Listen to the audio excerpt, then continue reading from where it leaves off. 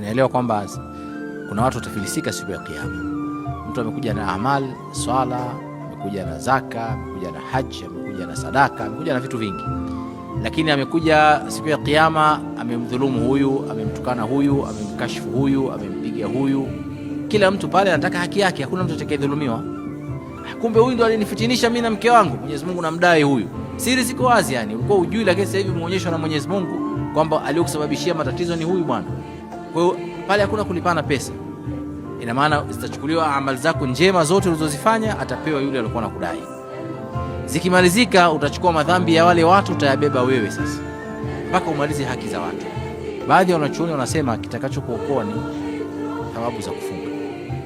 Sasa Mwenyezi Mungu anasema hizi ni za kwangu, utamlipa mimi mja wangu. Kwa hiyo ameziweka pembeni, hajaweka kwenye kapu lako.